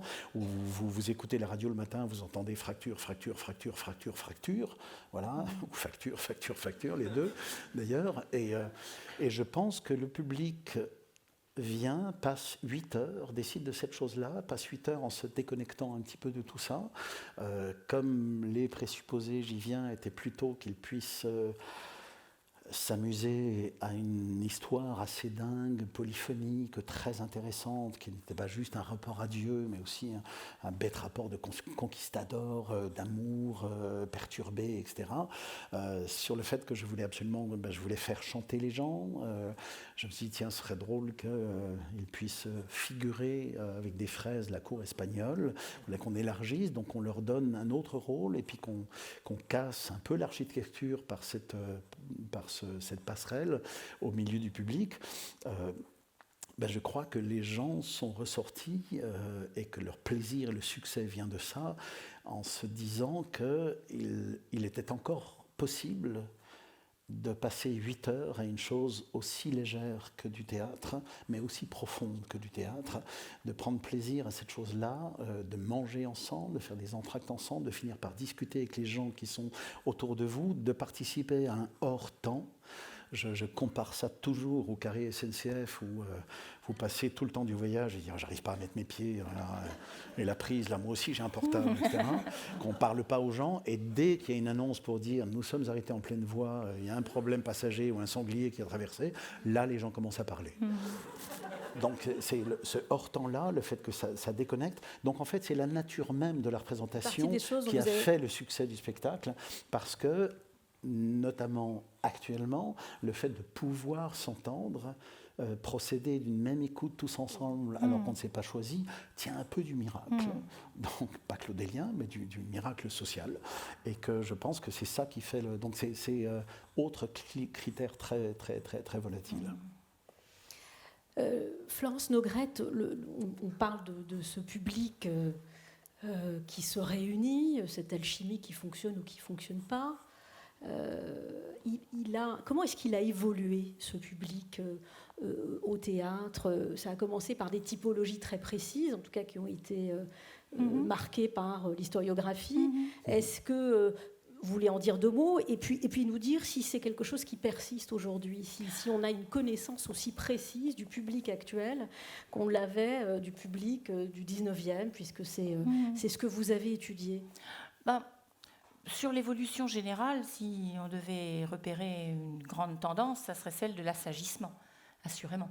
C'est-à-dire qu'au XVIIe siècle, au XVIIIe siècle, encore au XIXe siècle, mais surtout avant la Révolution française, le public était un public qui s'exprimait pendant la représentation, qui était très tapageur, qui aimait le tumulte. Et beaucoup d'anecdotes, je le sais grâce à ma collègue Sophie Marchand, qui a écrit un livre très intéressant sur ce sujet, où elle montre que les anecdotes, aussi divertissantes soient-elles, révèlent une théorie du théâtre sous-jacente. Et alors ces anecdotes, beaucoup d'entre elles nous montrent un public qui était un public qui revendiquait son autorité sur les acteurs, son autorité sur les auteurs, et son autorité même sur l'administration. Par exemple, pour les acteurs, il arrivait que les acteurs soient humiliés par le public, enfin pris à partie. L'exemple de cet acteur du Mirail qui était assez laid et qui jouait dans Mithridate et qui se voit dire par un monime, donc autre personnage dans Mithridate, « Seigneur, vous changez de visage ?» Et un plaisant du parterre a répondu « Laissez-le faire, il ne peut qu'y gagner. » Ou bien, alors là c'était aux Italiens, dans La fille obéissante en 1716, l'actrice Flaminia qui donne un soufflet à son prétendu père, le personnage, et ça a paru un geste tout à fait inconvenant de la part d'un personnage qui donnait un mauvais signe éthique, quelque chose qu'il ne fallait pas imiter. Il n'aurait pas fallu qu'une jeune fille du public imite ce soufflet donné au père, et donc les spectateurs ont demandé qu'elle abandonne cela dit, et elle a dû l'abandonner, parce que les spectateurs l'ont demandé. Et à l'égard des auteurs, eh bien, il y a eu aussi une période où les auteurs, après avoir été plutôt ignorés, les pièces, on considérait qu'elles appartenaient à la Comédie Française, plus qu'à leurs auteurs. D'ailleurs, dès qu'elles avaient fini d'être exploitées une première fois, elles tombaient dans les règles, comme on disait, c'est-à-dire qu'elles appartenaient à la Société des comédiens français. Puis après, il y a eu un moment où on a réclamé l'auteur. Un moment, c'est toujours ma collègue Sophie Marchand qui m'a appris ça, un moment où on se permettait de huer l'auteur, de l'appeler sur scène et de l'humilier pour le huer, et puis après on l'a oublié. Ça pouvait être tout à fait violent. Il y avait même parfois des acteurs qui, pour plaire au public, quand le public n'aimait pas la pièce, ne jouaient pas le jeu et ne défendaient pas la pièce. On a accusé, je ne sais pas si c'était vrai, mais Adrienne Lecouvreur, une grande actrice du XVIIIe siècle, de lâcher comme ça les pièces et d'avoir des signes de complicité avec le public contre la pièce dans laquelle elle jouait. Et puis parfois, le public s'adressait directement à l'administration et contestait les décisions de l'administration. Par exemple, Mademoiselle Debris, qui avait créé le rôle d'Agnès dans l'école des femmes, quand le comité a décidé de la remplacer parce qu'elle prenait de l'âge, et comme c'est une ingénue, évidemment, on ne peut pas la jouer au-delà d'un certain âge, et de la remplacer par Mademoiselle Ducroisy, le parterre a réclamé Mademoiselle Debris, et le soir où Mademoiselle Ducroisy devait jouer, pour la première fois, elle n'a pas pu jouer, le parterre a réclamé qu'on aille chercher Mademoiselle Debris, qui n'était pas au costume, qui est venue, qu'on est allé la chercher chez elle, elle est venue, elle a joué en costume de ville, et elle a gardé le rôle jusqu'à 65 ans. Et les spectateurs aussi pouvaient écrire à l'administrateur gérant, au directeur gérant ou à l'administrateur général pour dire leur mécontentement. Il y a une lettre comme ça que peut-être, Éric, tu peux nous lire. C'est de Vedel. On passe à monsieur qui est une lettre de 1839 adressée au directeur gérant Vedel. Elle est dingue. J'ai pas pu répondre à celle-ci. Monsieur Vedel, donc 12 mars 1839. Monsieur Vedel, vous avez bien besoin d'un tragédien, car vous n'en avez pas un de passable. Est-ce par hasard Beauvalet, qui ne sait qu'hurler? Est-ce Geffroy, qui ne sait que crier et vous écorcher les oreilles? Est-ce Ligier, que l'on reconnaît toujours pour Louis XI dans tous les rôles où il paraît? Non, non, ce sont là de véritables croûtes. Parmi vos comédiens, ils ne sont pas trop fameux. Votre Montrose commence à être trop vieux et trop grimacier. Samson n'est bon que dans le Bourru bienfaisant et dans Bertrand et Raton. Guillot Provost commence à être noueux. Et le second a beau être professeur au conservatoire, il n'en est pas moins bête sur scène où il s'exprime comme un polichinelle. Vos comédiennes sont bien mauvaises. Mademoiselle Mars, il ne faut plus y compter, elle est trop vieille, nous n'en voulons plus, elle peut se mettre dans le nombre des réformés. Mademoiselle Dupont a l'air trop vache. Madame Desmousseaux est trop vieille. Mademoiselle Plessis a l'air trop grimacière et trop pleureuse. Mademoiselle Anaïs commence à devenir un peu vieille, cependant, eu égard à sa gentillesse et à son jeu subtil, elle peut encore passer. Mademoiselle Mante, Weiss, Béranger, Brocard, Larcher, Mademoiselle Geffroy, etc. ne valent pas la peine d'être nommées. Elles ne sont bonnes qu'à être lorgnées et contemplées, mais quant à leur talent, Bernique. Merci. Dingue, hein? Vous en avez reçu de la sorte? Je veux dire, sur ce, pas sur le sujet de Vedel, évidemment, mais sur le fait d'un public quelquefois trop policé. Oui. On a tous, je ne sais pas si vous vous en rendez compte, mais quand on est dans le public, de temps en temps, des gens jeunes rient à bon escient sur des auteurs dont il a été déterminé qu'on n'a pas à rire à ces choses-là. Voilà. Des fois même Shakespeare, parce que Shakespeare est tellement polysémique qu'il passe d'une scène à l'autre et que de temps en temps certains disent non, c'est Shakespeare, c'est sérieux. Voilà, et nous, on est quelquefois face à un public qui se contraint lui-même et qui n'est pas lancé par un franc rire qui tout d'un coup déclenche les autres. Des fois on dit tiens, ils sont rieurs ce soir, alors que d'autres fois ils ne le sont pas, et quelquefois il y a quelques bons éclaireuses ou éclaireurs qui donnent la voix en disant oui, cette chose-là est drôle, on a le droit de le faire, et ça peut être quelquefois libérateur. Il y a beaucoup ça dans le lyrique aussi, évidemment. On n'applaudit pas entre les mouvements, qui sait à quel moment il faut applaudir, ne pas applaudir.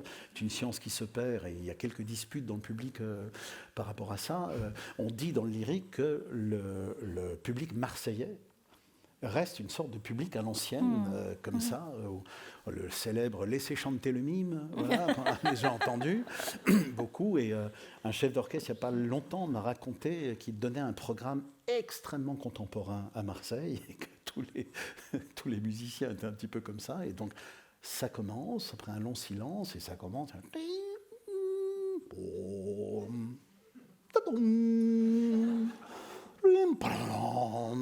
Ça dure 1 minute et dans un silence on entend « Oh, je sens que ça va me plaire !» Et que de ce rire a déclenché celui du chef d'orchestre, de l'ensemble des musiciens et de l'ensemble du public. Et ensuite le programme a été très apprécié. Parce que tout d'un coup, on se dit « Ok, on peut en rire !» C'est aussi quelque chose qu'on peut prendre comme ça. Voilà, c'est une anecdote que j'aime bien, parce que de temps en temps, il y a des déclencheurs. Celui qui dit « Oh, je sens que ça va me plaire !» finalement, est celui qui donne licence. Voilà.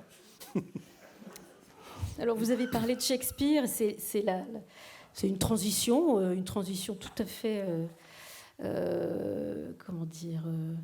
maladroite, mais c'est pas grave, pour aller vers le sujet qui m'intéresse ensuite, qui est la passivité du spectateur. Et il y a un texte de Shakespeare que vous avez identifié, Florence, qui est la préface d'Henri V. Le prologue, oui. Voilà, le prologue, que j'aimerais bien vous entendre lire, Éric, Oui. si vous le voulez. 1599, c'est magnifique. Hein. C'est le cœur qui dit ça. Pardonnez, gentils auditeurs, au plat et impuissant esprit qui a osé, sur cet indigne tréteau, produire un si grand sujet. Ce trou à coque peut-il contenir les vastes champs de la France ? Pouvons-nous entasser dans ce cercle de bois tous les casques qui épouvantaient l'air à Azincourt ? Oh, pardonnez, puisqu'un chiffre crochu peut, dans un petit espace, figurer 1 million, permettez que, zéro de ce compte énorme, nous mettions en œuvre les forces de vos imaginations. Supposez que dans l'enceinte de ces murailles sont maintenant renfermées 2 puissantes monarchies, dont les fronts altiers et menaçants ne sont séparés que par un périlleux et étroit océan. Suppléez par votre pensée à nos imperfections, divisez un homme en 1000 et créez une armée imaginaire. Figurez-vous, quand nous parlons de chevaux, que vous les voyez. Imprimez leurs fiers sabots dans la terre remuée. Car c'est votre pensée qui doit ici parer nos rois et les transporter d'un lieu à l'autre, franchissant les temps et accumulant les actes de plusieurs années dans 1 heure de sablier. C'est magnifique. Merci.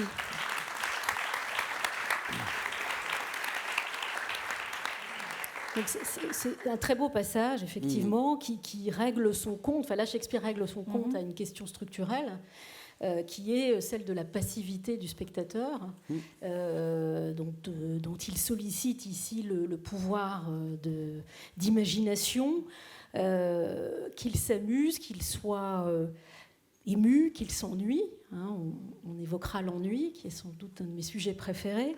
Le spectateur est toujours actif. C'est une fausse question. On a de quoi l'endormir. Hein. Non, il n'est pas toujours actif. Il vient pour être actif. Ce qu'on attend de lui, c'est d'être actif. Le présupposé, c'est qu'il est absolument actif. Il a quitté son chez lui par tous les moyens qu'il a eu pour venir faire c'est un voyage pour venir au théâtre, s'enfermer dans une salle pour avoir un voyage immobile. Ce paradoxe, c'est un effort auquel il faut répondre. On ne cesse tout le temps de faire ça, encore que j'ai déjà vu, par exemple, j'ai travaillé avec Anatoly Vassiliev, et Anatoly Vassiliev, en fait, la vérification au public ne lui importait absolument pas. Mais pour lui, c'était dénoncé. Il avait un rapport entre la vérité des poètes et le Dieu auquel il croyait. Les acteurs, dans leur vide, dans leur vacuité, étaient éventuellement des passeurs passables de ce média, j'allais dire. Le public. Donc, aller travailler avec Vassiliev, c'est passer 6 mois en laboratoire en espérant peut-être un jour représenter 10 minutes d'un travail. Mais alors que nous sommes tendus tout le temps vers la vérification publique. Par contre, on oublie quelquefois dans nos métiers, parce que le public, encore une fois, souvent, nous, les acteurs et les actrices, quand on sort de la première scène et que les copains nous disent « alors ils sont comment ?» On fait bon, voilà. Ou alors ils sont super. Comme si vous étiez une espèce de gros bébé unifié avec un caractère. Mais donc, le fait de ne pas savoir exactement de quoi vous êtes fait nous amène à ce genre d'uniformisation un petit peu bête comme ça. Mais ce qui fait qu'à force de ne pas savoir... on l'évoque en oubliant qu'il a une capacité d'imaginaire et de participation extraordinaire. C'est quelquefois des paradoxes, hein, mais sur le soulier de satin, voilà, pour des raisons qui appartiennent à la technique de cette maison, etc., je ne pouvais pas avoir de décor, ce qui est un drôle de truc pour un scénographe. Donc je me suis dit, c'est pas grave, la langue de Claudel est tellement profuse, elle est tellement décrivante que finalement, et j'ai souvent remarqué ça, quand on enregistre les Racines à la Maison de la Radio et que c'est au studio 104 et que vous êtes conviés à voir l'enregistrement, donc les acteurs sont au pupitre, lisent, donc rien n'est joué, mais c'est une chose qui est déjà incarnée et que j'ai toujours remarqué que finalement vous êtes capable d'imaginer les mers égées les plus magnifiques qu'un décorateur ne sera jamais capable de faire. Ou alors il va vous faire une mer égée, mais ça n'est pas forcément la vôtre. Donc cette capacité-là, elle est assez extraordinaire. Il faut la susciter. On ne peut pas juste dire, bah, écoutez, on n'a pas eu d'argent, faites-le à notre place, parce qu'il y a quelque chose qui suscite. Je fais partie, moi, de cette génération qui a appris à nager à la piscine, à l'école, mais avec un maître nageur qui avait une perche. Ça doit dire beaucoup de choses Voilà. Et évidemment, le maître nageur, quand on était dans l'eau, retirait la perche au moment où on croyait la saisir. On faisait le petit chien dans l'eau jusqu'au bout du bassin et on entendait le maître nageur dire bah, « tu vois que tu sais nager ». Voilà, cette chose-là. J'ai ce rapport-là de tendre la perche et de la retirer, c'est un jeu avec le public que je trouve extraordinaire. Il y a des publics, enfin, on le sent, hein, quand on est public, de temps en temps, on s'enfonce, on se retire, on s'enfonce de plus en plus. Et puis de temps en temps, il y a quelque chose qui relève où on est tendu vers ce qui va se passer, une interrogation, que ce soit de l'émotion, que ce soit du suspense, enfin voilà, plein de choses. Et qu'il y a toujours une manière de, je me souviens, alors c'est peut-être un peu complexe à expliquer comme ça, mais dans le Soulier de Satin, donc, comme nous étions dans une scénographie qui prenait en compte les spectateurs, ne serait-ce parce que quand on est sur cette passerelle, on est au-dessus des spectateurs et pratiquement au niveau de ceux qui sont dans la corbeille, donc on a l'impression d'être au cœur des frites, d'être parmi vous, de faire partie de vous. Je me suis aperçu qu'il y avait deux phrases sur trois qu'il était plus efficace d'adresser au spectateur qu'à son partenaire. Ce n'est pas le cas de tous les répertoires. Mais il y a chez Claudel quelque chose qui s'adresse à une conscience humaine, une intelligence humaine. Je ne parle pas d'intelligence de culture, une intelligence humaine que nous avons tous. On a tous des enfants, on a tous eu des amours, on a tous eu des deuils. Enfin voilà, sur cette chose-là. Et j'essayais d'expliquer aux actrices et aux acteurs qui me le demandaient de temps en temps pour dire mais c'est quoi la différence ? Et elle n'est pas facile à établir. Vous avez une manière de dire un texte à un spectateur qui est un peu obligé de l'écouter et qui se souvient éventuellement de cours un peu professoral. Voilà, il y a quelqu'un qui sait, puis quelqu'un qui doit écouter. Et puis, la même phrase, vous pouvez l'adresser au public en supposant l'intelligence qu'il en a déjà de cette situation-là, de cette phrase-là, et vous réfléchissez avec lui, tout en lui disant « écoutez comment le poète le dit, cette chose-là ». Mais que vous n'apprenez pas. Donc c'est comme si on s'appuyait sur une force qui est là, au lieu de donner la leçon à quelqu'un. Ce qui crée une écoute évidemment absolument différente. C'est subtil, cette chose-là, mais c'est flagrant sur un spectacle. Quand on est acteur, c'est pas facile. De temps en temps, on a tendance à devenir professoral parce qu'on a l'impression que les gens ne nous écoutent pas. Puis de temps en temps, oui, ce tapis de conscience, il est tellement là qu'on a juste à s'appuyer dessus. Pouvoir regarder un visage, s'appuyer sur ce visage-là et se dire oui, ce visage-là, c'est le mien, je le comprends. Ce que fait par exemple, c'est toujours une chose que j'ai trouvée très, très, très belle, c'est une solution scénique, hein, mais Donia Prouès, à un moment, est censée se dédoubler au moment avant qu'elle parte avec l'ange et que finalement elle redescende, elle dit c'est moi, ça, ce corps, etc. Elle dit oui, essaye de voir si tu peux encore t'y inscrire. Et puis elle essaye de re-rentrer dans son corps, presque comme une mort clinique, où on redescendrait dans son corps, puis on remonterait en disant oh là là, pauvre Prouès. Et comme on n'avait pas les moyens de faire de la vidéo, etc., d'avoir deux corps, enfin un Paper Ghost, ou je ne sais pas trop quoi, c'était trop compliqué. J'ai dit à Marina, essaye de choisir quelqu'un dans les premiers rangs.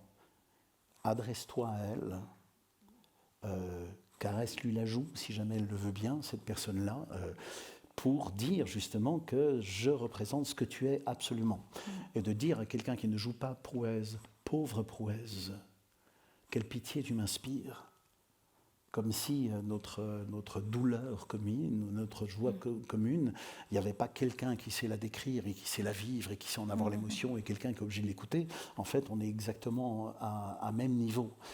Moi, je pars toujours du principe que le public est plus intelligent parce qu'il entend tous les sens, alors que nous, on a des sens choisis. Je pars toujours de ce principe-là qu'il comprend tout, à partir du moment où on se fait entendre, évidemment, ça c'est notre responsabilité à nous, même de savoir, voilà, un acteur doit choisir entre l'incarnation et la littérature, mais ne pas choisir son camp, c'est-à-dire si on se dit que sur un alphabet, le A c'est la littérature, le Z c'est l'incarnation, il faut pouvoir bouger le curseur tout le temps, de phrase en phrase, de scène en scène, de répertoire en répertoire. Parce qu'il faut avoir conscience, qui n'est pas facile parce qu'on ne se voit pas en tant qu'acteur, il faut au bout d'un moment développer cette conscience que cette phrase-là, je vais juste la dire, parce que c'est comme ça qu'elle va être entendue. À partir du moment où je me dis, tiens, je vais la dire comme ça, voilà, où je vais la porter avec mon émotion, elle n'est plus entendue. Tout d'un coup, ce qui est visible, c'est l'effort de l'acteur, ou son talent, etc. Mais que ça n'est plus clair, simplement. Et qu'à d'autres moments, il y a d'autres passages sur lesquels il faut s'engager. Ne serait-ce qu'au niveau de la syntaxe, parce que cette phrase-là est compliquée. Sur Shakespeare, par exemple, si vous vous arrêtez sur toutes les images, les gens perdent totalement le sens de ce que le personnage est en train de dire. Et si vous allez trop vite, vous vous dites pourquoi Shakespeare a mis tant d'images absolument magnifiques. Donc il faut de temps en temps, on appelle ça le trop enlevé. C'est pas du pas, c'est pas du galop. Il faut essayer de faire en sorte que de donner toutes les images et sans perdre la direction, de se dire oui, il y a un point quelque part et on est en suspens de ce point pour avoir l'affirmation de ce qui est dit ou le doute de ce qui est dit. Voilà. Florence Nogrette, l'adresse au public, c'est la rupture du 4e mur. L'adresse au public, c'est déjà la simple présence de l'acteur devant le public, ce que dit très bien la scène de l'échange qu'on a lu tout à l'heure. C'est-à-dire qu'ils sont là, ils se projettent en elle. Ce qui est fabuleux dans cette scène, c'est qu'il y a une typologie là, des publics qui est psychologique, et ils ont tous un point commun, c'est qu'ils se sentent coupables de quelque chose. Il y a le caissier qui sait que demain on vérifiera les livres. Il y a la femme adultère dont l'enfant vient de tomber malade. Il y a celui qui n'a rien fait de tout le jour. Il y a celui qui vient de voler pour la première fois. Et en fait, ils ont le point commun, c'est qu'ils ont une faille, une faiblesse, une culpabilité, et qui viennent l'exorciser là. Et se projeter. Ce qui est fabuleux, c'est qu'on ne sait pas du tout ce qu'elle joue, Lecce, Elbernon. Quel personnage elle joue, on n'en sait rien. Peu importe, quel que soit le personnage qu'elle joue, elle est l'objet d'une projection du public dans elle en tant que personnage, mais aussi dans elle en tant qu'actrice. C'est-à-dire que le public, il est là pour jouer avec les acteurs. C'est Michel Bouquet qui disait ça à ses élèves. Le public ne vient pas pour vous voir jouer, il vient pour jouer avec vous. Donc cette espèce de double projection psychique dans l'acteur et dans le personnage, c'est ça aussi qui... Il n'y a pas besoin de briser le 4e mur pour que ça se passe. Ça se passe tout seul. Quant à briser le 4e mur, historiquement, c'était fait pour respecter aussi les acteurs. C'est-à-dire, c'était pour ne plus avoir ce système de la cantonade qui consistait au XVIIe siècle et jusqu'à la moitié du XVIIIe siècle, à avoir des spectateurs sur la scène, des spectateurs qui payaient très cher, des petits marquis qui payaient très cher leur place sur la scène, ce qui pouvait créer d'ailleurs des troubles. La fameuse anecdote Place à l'ombre dans Sémiramis de Voltaire, où il y avait un fantôme qui devait passer, et puis comme il s'est empêtré ses vêtements dans les petits marquis, il n'arrivait pas à passer. Alors il y a un fusilier qui a crié « Place à l'ombre » pour laisser passer le fantôme. Là, il n'y avait pas de 4e mur.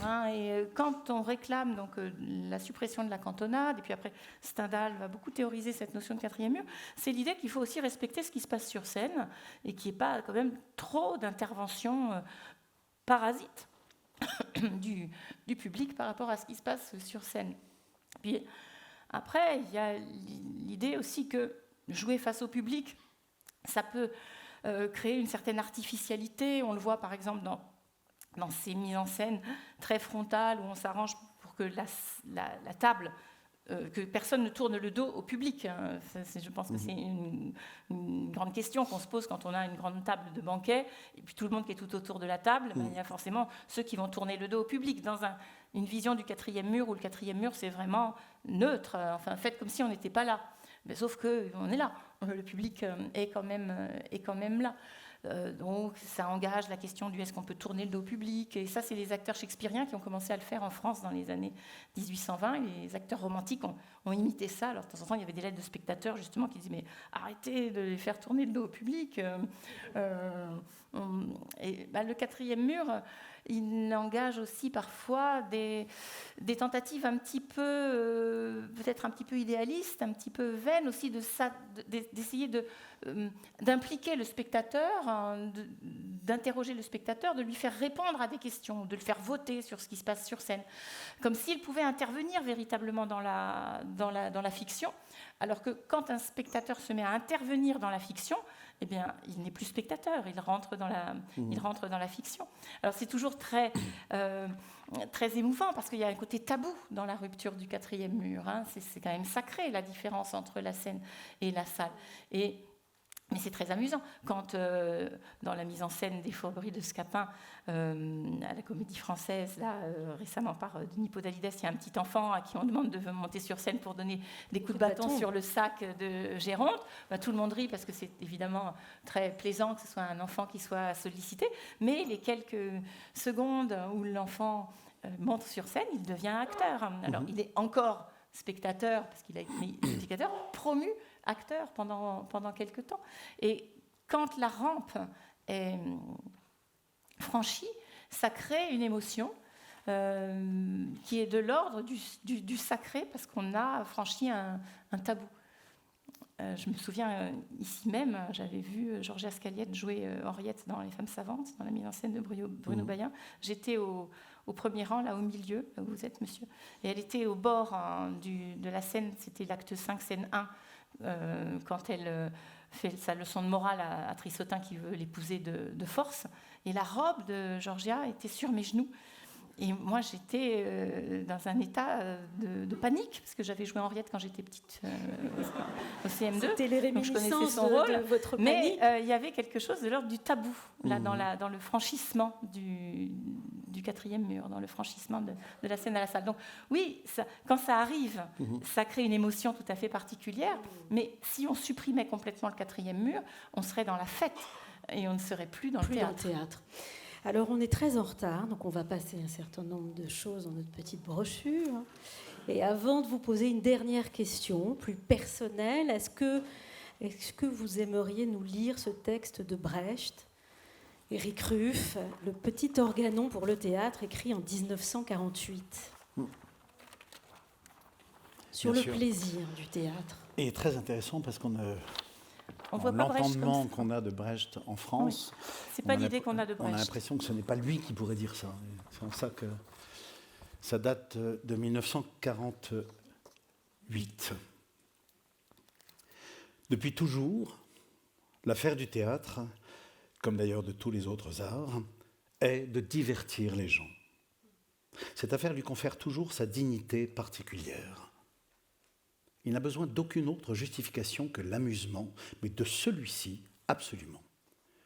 En aucune façon, on ne pourrait le hisser à un niveau plus élevé si on en faisait, par exemple, une foire à la morale. Même enseigner, on ne devrait pas le lui demander. En tout cas, rien de plus utile que la manière d'éprouver la jouissance de se mouvoir sur le plan physique ou intellectuel. Le théâtre doit en effet pouvoir rester quelque chose de tout à fait superflu. Ce qui signifie alors, il est vrai, que l'on vit effectivement pour le superflu. Rien n'a moins de défenseur que les réjouissances. Ainsi, ce que les anciens font faire, selon Aristote, à leur tragédie, ne peut être qualifié de plus élevé ni de plus bas que de divertir les gens. Et cette catharsis d'Aristote, purification par la crainte et la pitié, est une purgation qui n'était pas seulement organisée de manière plaisante, mais très expressément pour donner du plaisir. En réclamant davantage du théâtre ou en lui en accordant davantage, on ne fait que viser soi-même trop bas. C'est étonnant, hein ? Merci.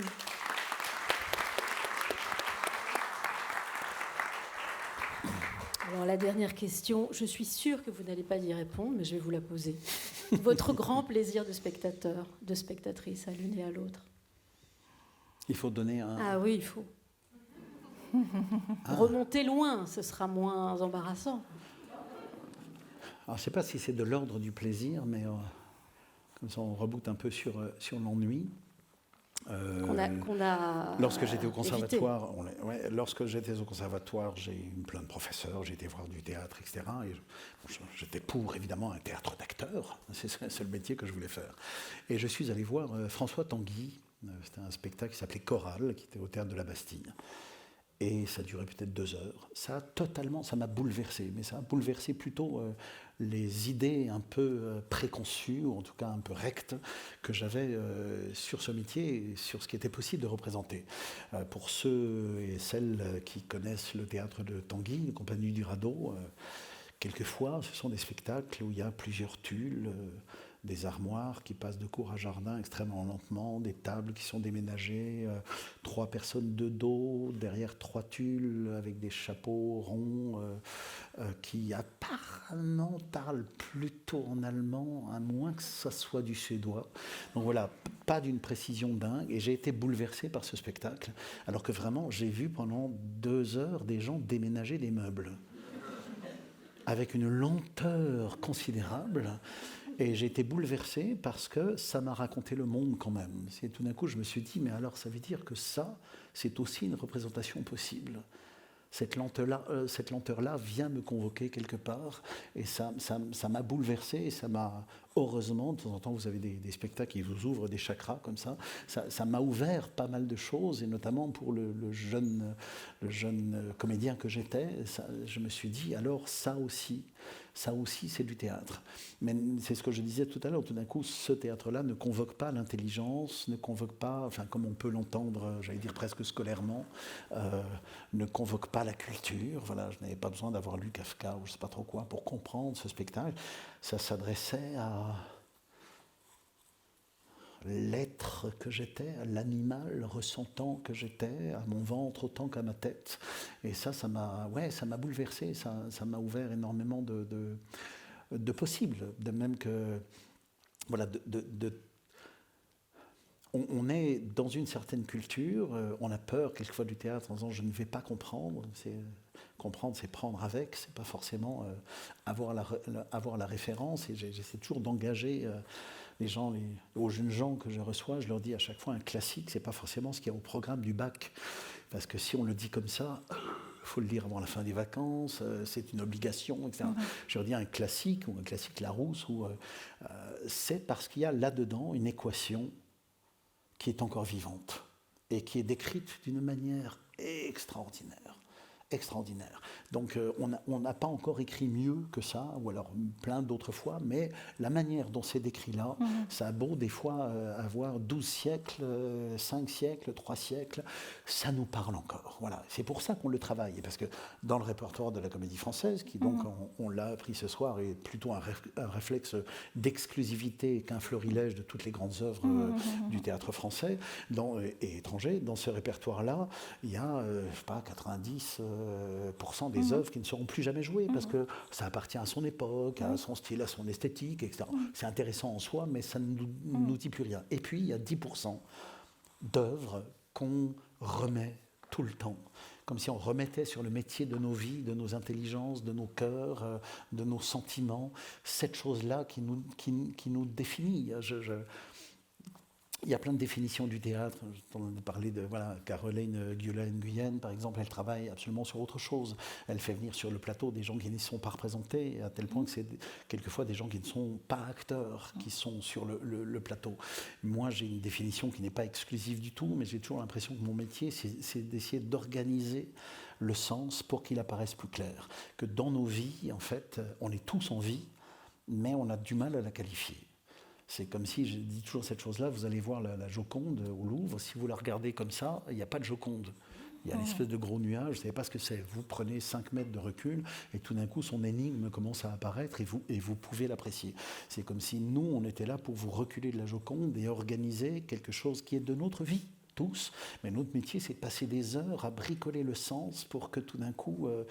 on puisse faire en sorte que Pyrrhus, à un moment, parle d'une chose qui vous touche ou d'une manière où vous vous reconnaissez à l'intérieur de ce désir de vengeance, à l'intérieur de cette tragédie. C'est en ça que notre métier, c'est en ça qu'on prend beaucoup de temps de préparer, et c'est en ça que, quelquefois, on se plante. On se plante sur votre attente parce qu'on est orgueilleux et qu'on joue, et que quelque chose dans ce métier fait que il faut être qualifié de bon acteur, mauvais acteur, il faut faire carrière, etc. Et moi, je me suis toujours aperçu que lorsque vous avez le sentiment d'avoir très bien joué, généralement les gens dehors vous disent « Waouh, fatigant, hein, vous devez être fatigué. Hein. » Quand on vous dit « vous devez être fatigué », c'est que vraiment vous avez fait n'importe quoi. C'est que vous avez fait ça tout le temps. Et à partir du moment où vous sortez, les gens vous attendent pour dire « cette pièce est quand même extraordinaire ».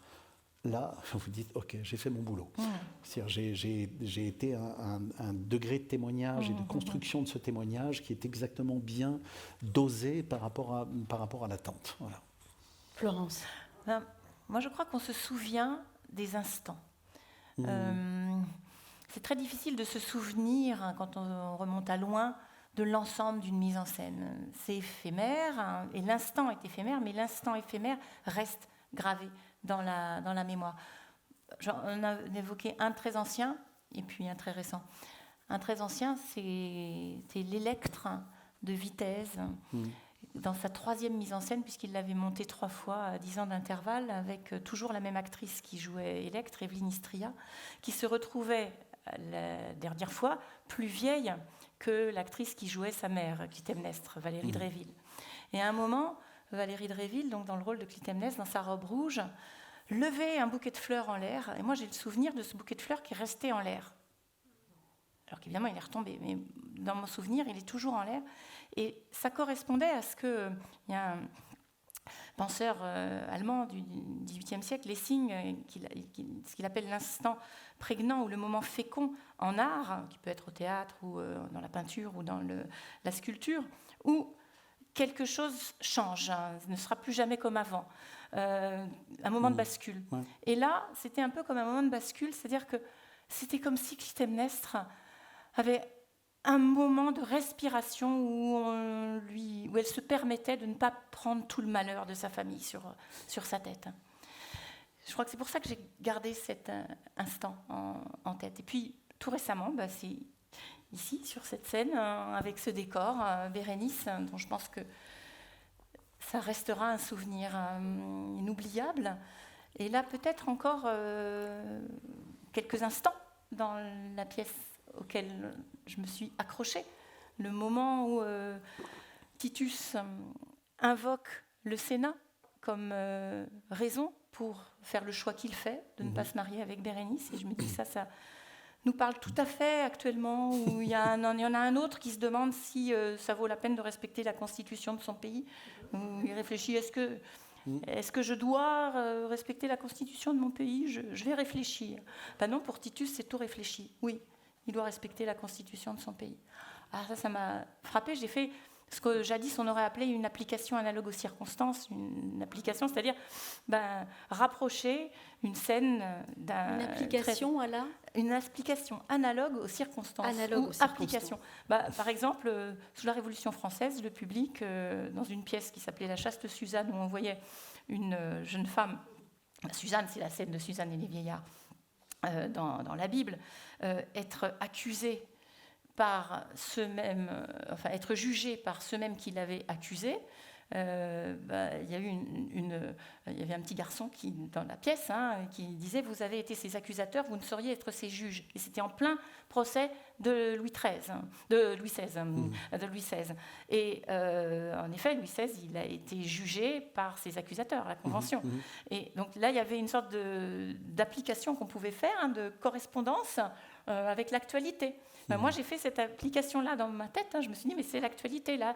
Il est l'anti-l'autre. Sur une pièce de Racine. Sur une pièce de Racine. Et puis, ce moment, aussi cet instant extraordinaire où Suliane Brahim rattache sa chaussure, attache sa bottine prend le temps de lasser sa bottine pendant que Titus, à la fin, pardon, pour ceux qui n'ont pas encore vu, je vous ruine la fin, mais lui dit qu'il l'aime encore, qu'il il a fait ce choix terrible et si douloureux, mais il l'aime encore.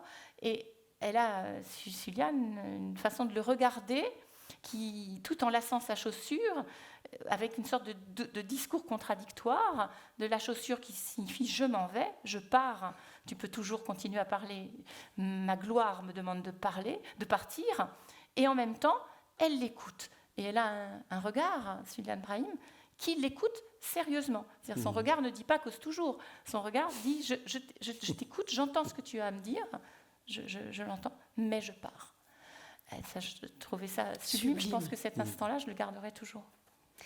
Merci. Alors, avant qu'on ne se quitte, je voudrais que vous lisiez un dernier courrier, un délicieux courrier, et sa réponse. C'est lequel ? Le courrier de Monsieur P, 26 février 2019. Ah oui. Et la réponse de Monsieur Ruff, manuscrite. Accrochez-vous. C'est pour le plaisir. 26 février 2019, objet, La Nuit des Rois. Concerne la projection de La Nuit des Rois, Shakespeare, nouvelle présentation. Est-il nécessaire de descendre son slip, de se tripoter longuement les couilles, de se secouer et de s'étirer la bite, de se coucher sur le dos, relever les jambes et s'écarter les fesses des deux mains pour bien montrer son trou du cul au public? Écœurant, abject, ignoble, indigne, irrespectueux du public et de soi-même, bassesse, mépris de l'autre, espérant que l'acteur de ses actes se méprise lui-même. Et cela sous l'égide de la Comédie Française, Théâtre National. Que doit penser le touriste et ou l'étranger de passage à Paris venu découvrir le pays des Lumières et de la culture? Honte aux responsables de ce spectacle. Une réponse m'obligerait. Réponse. Monsieur, une réponse vous obligerait. Encore faudrait-il poser une question ou ouvrir un peu le débat. Votre avis est si tranché et radical que je ne puis que vous dire que c'est le vôtre et qu'il est loin d'être universel. Le spectacle se joue à guichet fermé depuis sa création devant un public qui goûte cet irrespect et ne trouve pas ce spectacle écœurant ou abject ou ignoble ou indigne. Voilà la seule réponse que je puis vous faire, à vous, tenant du siècle des Lumières et de la culture. Je ne m'épuiserai pas à parler de la nature polysémique du théâtre de Shakespeare qui, vous me l'accorderez, n'a rien à voir avec vos Lumières. Cela me semble inutile. Sachez juste que je n'éprouve aucune honte à ce spectacle. Je suis juste un peu navrée de vous lire. Bien à vous, cher monsieur. Éric.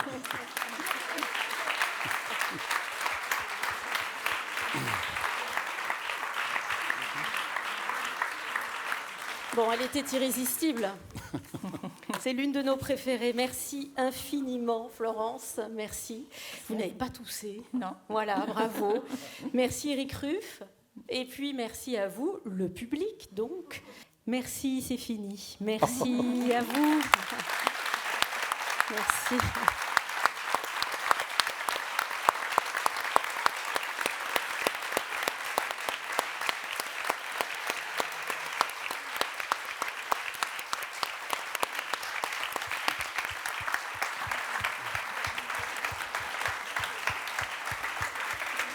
Merci.